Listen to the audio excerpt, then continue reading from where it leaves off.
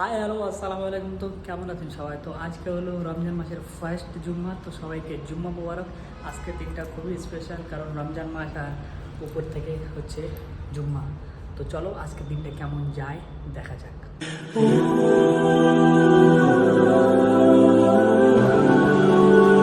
So তারপর আমরা এখানে ইফতার রেডি করে নিয়েছি, আর এগুলো সব আমাদের হোটেলেরই ছেলেপেলে। দেখতে পাচ্ছ মোটামুটি 15 থেকে 20 জন এখানে। সো সব এগুলো হচ্ছে বাঙালি, আমাদের ওখানকারই হয় বেশিরভাগ, আর 2-3টা মোটামুটি বিহারি আছে। তো আমি এটা একটা কথা বলতে চাচ্ছি কি, আমাদের দিকে এখন 1500 টাকা করে 1000 টাকা করে দিচ্ছে যারা মাধ্যমিক পাস। বাট আমাদের সরকার মানে এটা করছে না কি চলো কিছু একটা বড় কোম্পানি বা হ্যান ত্যান কিছু করি, কি ছেলেপেলেরা বাইরে না গিয়ে এতগুলো পড়াশুনো করে সব বাইরে খাটছে।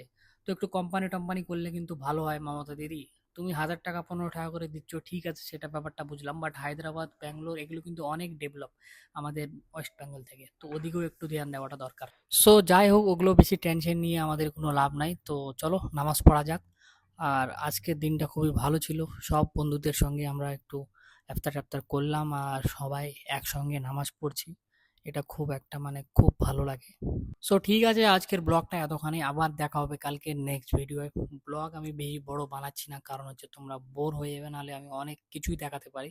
তোমরা যদি আরো বড় দেখতে চাও তোমরা আমাকে কমেন্টে জানাতে পারো।